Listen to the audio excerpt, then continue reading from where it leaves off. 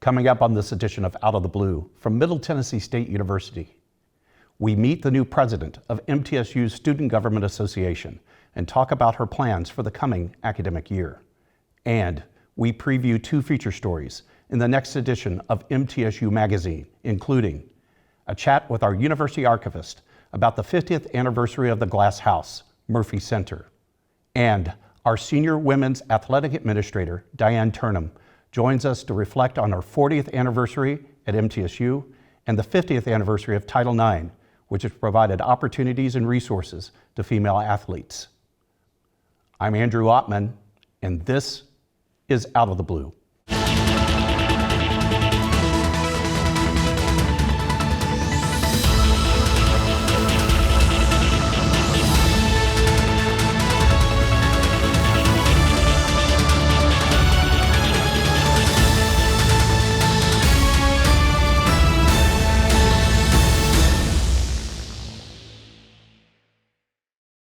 Welcome to Out of the Blue. I'm Andrew Ottman. Aviation Management Senior Jada Powell of Memphis was recently elected president of our Student Government Association. As our university's top campus leader, she represents our student body as a member of President McPhee's cabinet and serves as student advocate. She joins us to talk about SGA's upcoming activities and her passion for student engagement.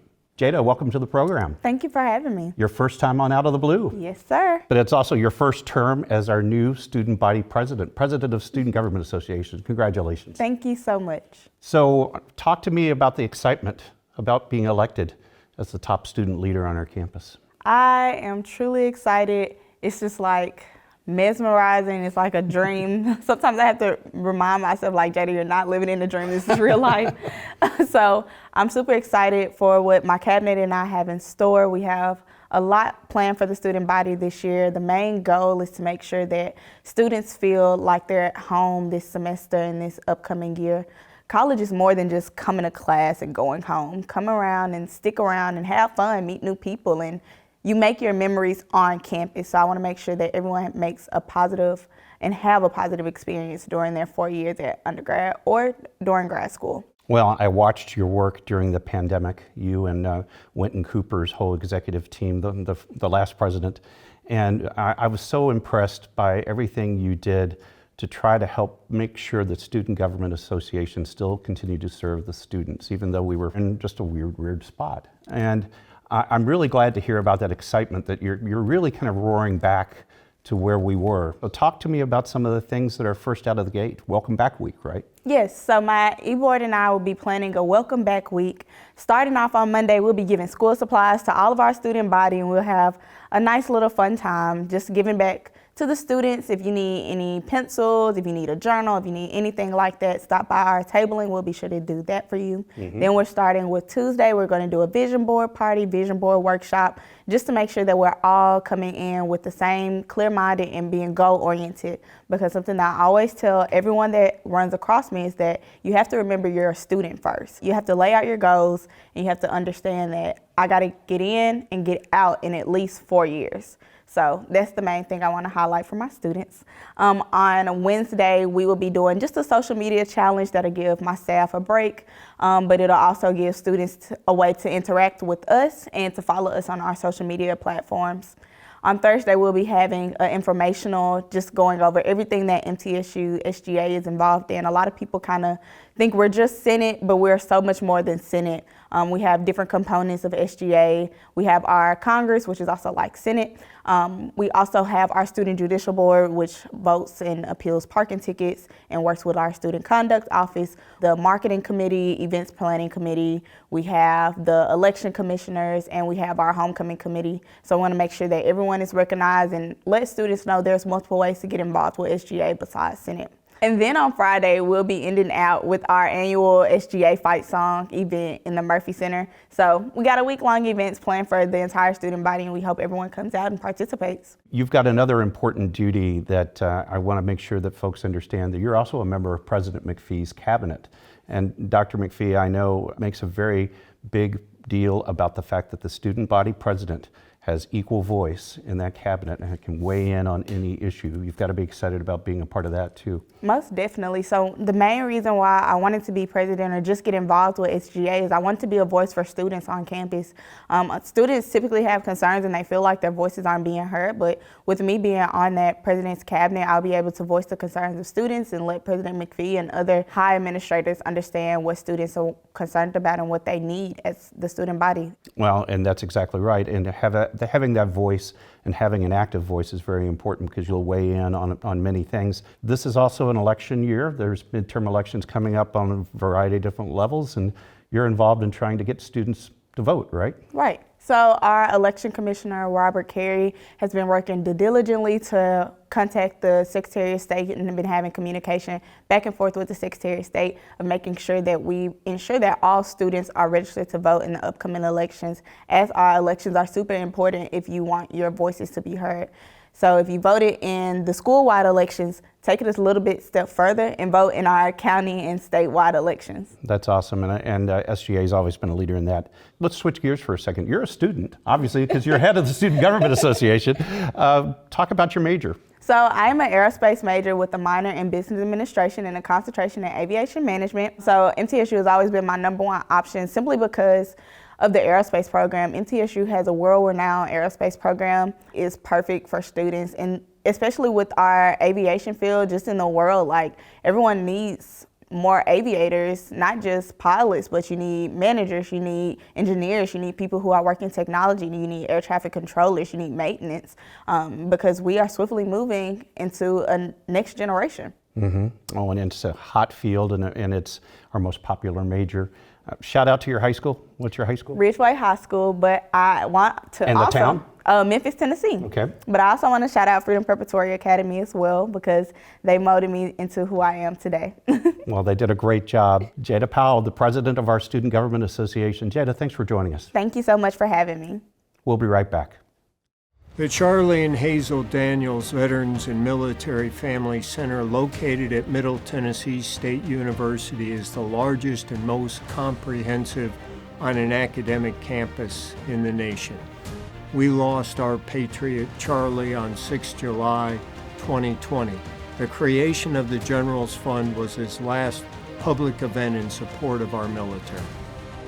So many men and women that have served that expected to be able to have their tuition or certain assistance being given to them, and that money evaporated. With the establishment of the General Fund is to make sure that all those men and women can get through MTSU and pursue what they thought they could do when they came on back. We're extremely proud that the Predators have identified the need to help make this fund one of the best at our university for our veterans. Join us, contribute to the continuation of Charlie's legendary support of our military. Nothing is more expensive than a missed opportunity that could have changed your life. Maybe you're just graduating high school, or are working and need to earn a degree to advance your career. Or you aspire to be a leader, and a graduate degree can make that happen. Whether you're just starting out or retooling for the future, Middle Tennessee State University can help you get there. MTSU, the University of Opportunities. Do you want more out of your college experience? At Middle Tennessee State University, that's exactly what you get. More majors, more opportunities, more guaranteed scholarships, up to $20,000 over 4 years. MTSU, Tennessee's University of Opportunities. Welcome back to Out of the Blue. I'm Andrew Ottman.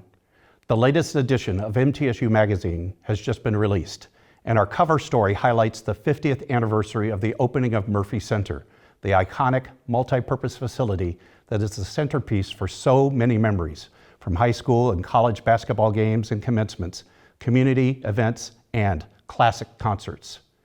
University archivist Donna Baker joins us to talk about the legacy and future of this important building. Donna, welcome to the show. Thank you for having me. Your first time on Out of the Blue. I know, there's first for everything. And we're making history by that, right? Oh. Okay, You all right. know that phrase. All right. Too easy. You are the university archivist. Describe that job and what do you do? There are many sorts of archivists in the world. They maybe do music, like we do here at the Center for Popular Music. Or there might be political, like my colleague at the Gore Center, who takes care of Albert Gore Sr.'s papers, Bart Gordon's, Jim Freeze, or collections that are governmental, like we see at Rutherford County Archives. A university archivist is specifically tasked with taking care of the institutional memory of whatever university they're working at. I am the first person to do that at MTSU. Now that doesn't mean necessarily nobody else was collecting those materials, but in 2011, during our centennial, the president, Sidney McPhee, decided that he needed a university archivist.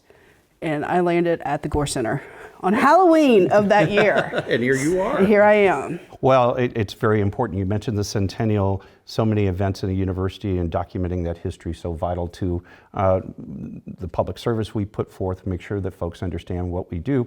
And one of the things that we're celebrating, we talked about this in the intro, was this is the 50th anniversary of Murphy Center. So you're playing a huge role in that. Talk a little bit about how you're guiding that commemoration. Sure. Because I have the records, in about 2012, student programming transferred all of their paper records to me, as is appropriate and as part of my job. They digitized them, but then they gave me the original pieces. And what came with that was 6 beautiful boxes of contracts for all the acts who have played at Murphy Center. So I have a wonderful archive full of that material that I can go back and say, oh, this happened, and this is what they asked for, and this is what the ticket might have looked like, or the backstage passes.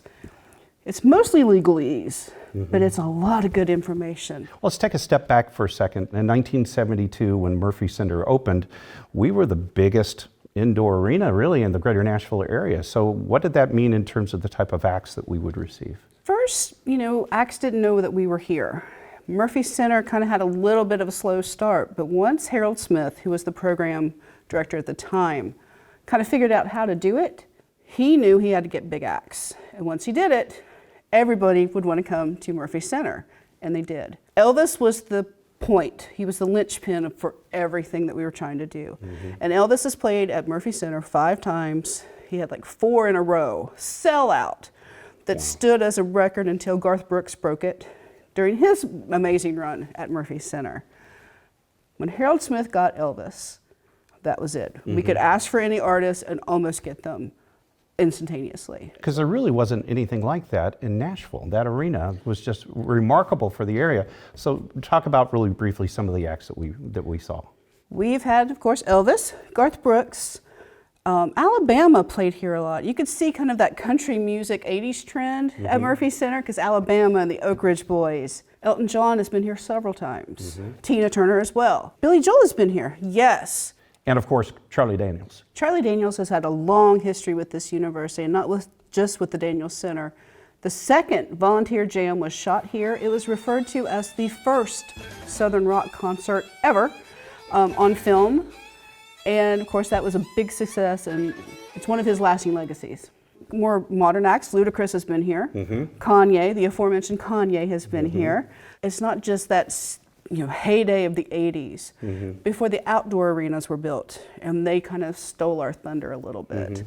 We had those wonderful big acts, stadium rockers, that went on to be known forever as stadium rockers. They were all coming to Murphy Center. Yeah, it's really incredible when you see that roster of acts. Elvis recorded one of his live albums here. I think the Judds farewell concert was at Murphy Center, nationally televised on NBC. I mean, so many pivotal moments. And I read this in the Tennessean, that one of those concerts that attracted so many people also attracted Phil Bredesen, who at that time was the mayor of Nashville, sitting in our audience at Murphy Center, and he goes, why doesn't Nashville have a Murphy Center? And that really kind of, he then came back to Nashville and said, I'm going to build an arena in downtown Nashville, and that sort of began the Nashville run of those concerts. But for that time, we were golden, right? Absolutely. The building was, of course, more than just entertainment. It is a multi-purpose center. Talk about some of the other uses of Murphy Center. When this began, the idea of Murphy Center, as we know it, began when Quill Cope was our president. This idea of, we need a place to have commencement, we need a place to do more community. We definitely need more for our physical education and our athletics to kind of be a home base for that. It was to be student first, as always at MTSU. So again, those classrooms and places to do physical education as well as our athletics. Community banquets. We had a banquet here at Murphy Center for Robert Scales, known in the community as T90 Scales. So a African-American activist and community member. There was a banquet for him on the floor of Murphy Center. Wow. And I'm like, what? So all of these wonderful community uses.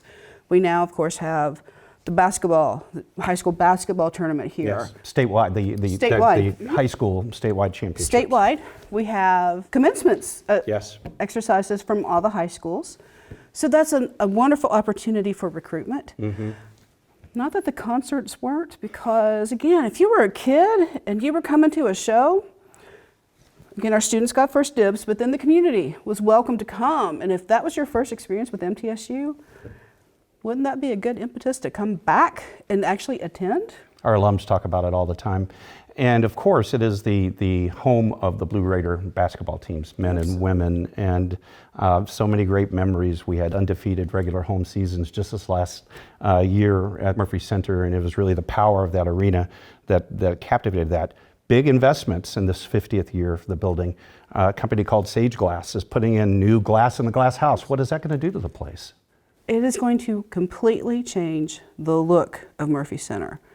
It's still going to be the glass house, but the ability to have a more efficient Murphy Center, to have a more friendly lighting for our patrons who come to Murphy Center for whatever event. All of those things are part of this package for the new glass that's going in. It is not just ordinary glass. I mean, so much technology going into this. It can manage the temperature, as you said, the density of how much light comes in, so we'll be able to finally control some of those hot spots. There's so much we could talk about this building, but the actual anniversary, of course, December 11th of this year, we played Vanderbilt. The men's team did, and I know we're looking for a commemorative game for that as well.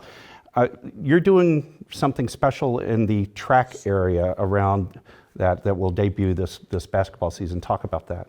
What we're trying to create is a little bit of what would be a museum of Murphy Center.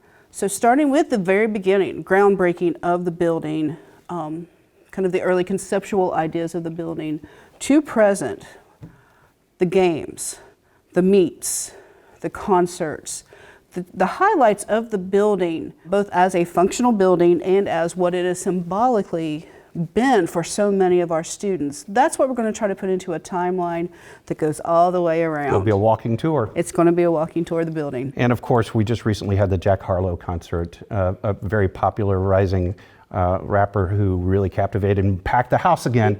And it was another reminder that the Murphy Center still's got it, right? Absolutely. We'd love to see more. It's everything in time.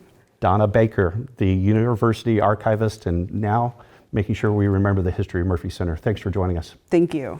We'll be right back. I am True Blue.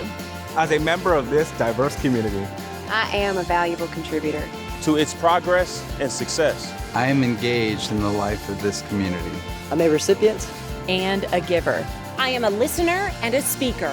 I am honest in word and deed. I'm committed to reason, not violence. I am a learner. Now and forever. I am a Blue Raider. I am a Blue Raider. I am a Blue Raider.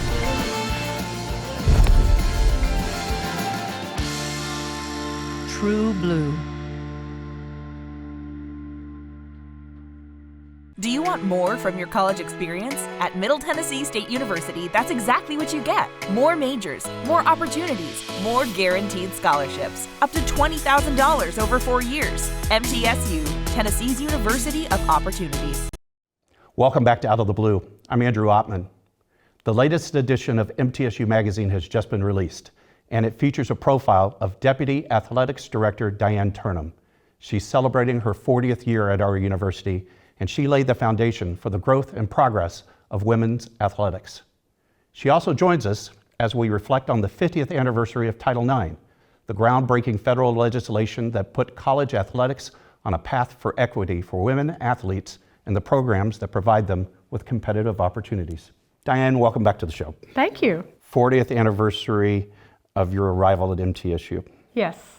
50th anniversary of Title IX. I want to talk about both because I think both are related, but of course you're in our upcoming edition of MTSU Magazine, Full Court Press, talking about all the wonderful work you've done here for MTSU Athletics.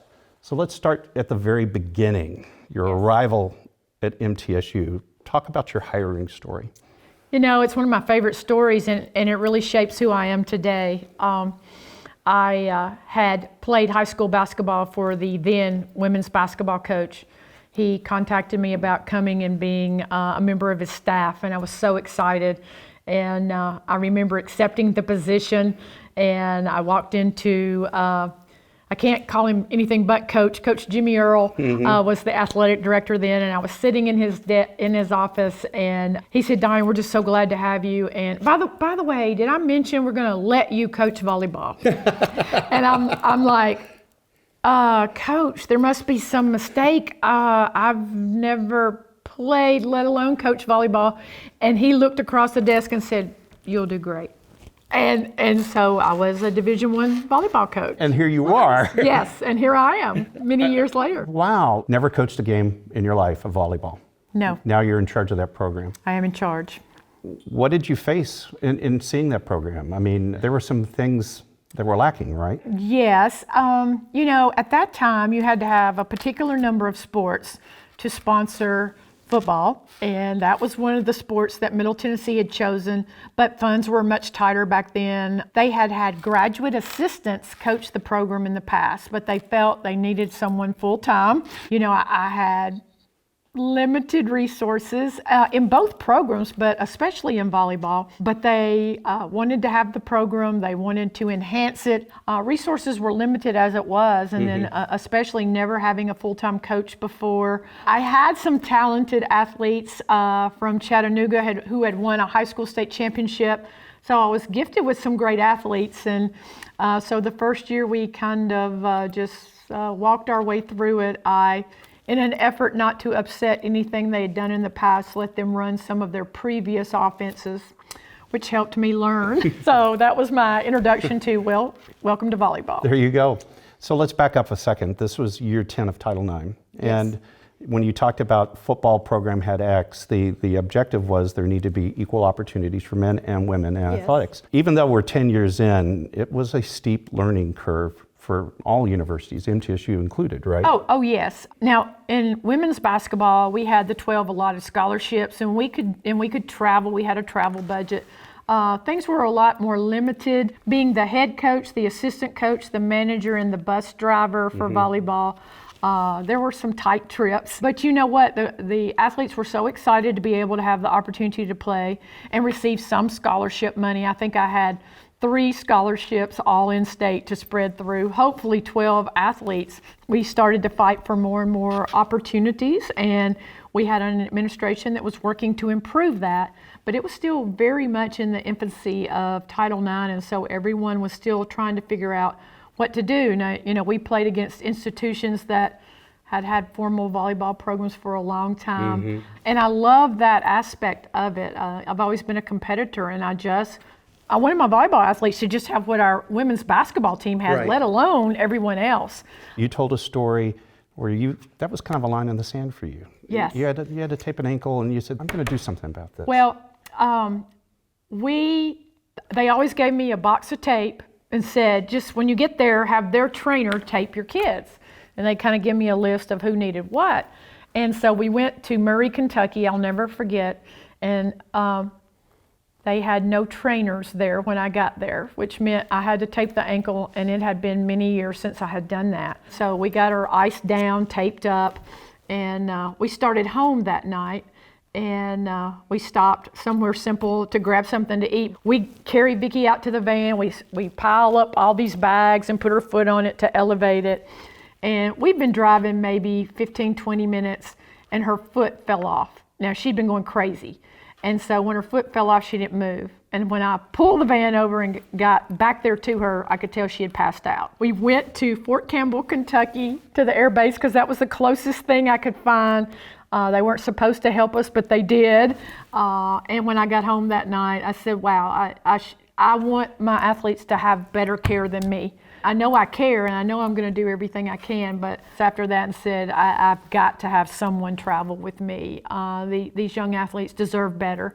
And while it was tough, we did find a way to hopefully most all of the time at least have a trainer with us. Sometimes it might be a student trainer, but that was okay. They were more adequately prepared to tape ankles than I was at the time. So. But eventually you rose from working with those two programs to an administrative role where you are helping to make the decisions to benefit those programs. So reflect a little bit about that transition to becoming the administrator that's really largely responsible for where we are right now in this area. You know, dipping my toes into two different sports made me start thinking about I want to make a difference, you know, not just for basketball and not just for volleyball. The NCAA kind of helped me out. They mandated that everyone should have a senior woman's administrator. So I realized, number one, there's a career in this, and number two, I love it. I love being able to be a part of us looking at our current programs and making sure they had what they needed, but also adding other opportunities for women to participate in other sports. So I got to be a part of adding softball and soccer, and then eventually women's golf. And what amazing work you've done. So let's think about the future. Now we're in the second 50 years of Title IX. What's next at MTSU, and what do you see on the horizon for collegiate athletics? Well, one of the big things in Title IX is they talk about proportionality a lot, and the number of scholarships and the number of athletes you have versus your female and male population. And proportionality is very difficult to reach unless you have many more female sports than male because of football. Football always skews it, and certainly football's not going anywhere. So if you look at someone like an Ohio State, they have 30 plus sports and the majority are women's sports. Right now with our 17, we have one more female sport than male. And really, to get anywhere near proportionality, you would want to look at adding more female sports, which is things we talk about every year. Obviously, you know, the finances of doing that are always going to be a huge consideration.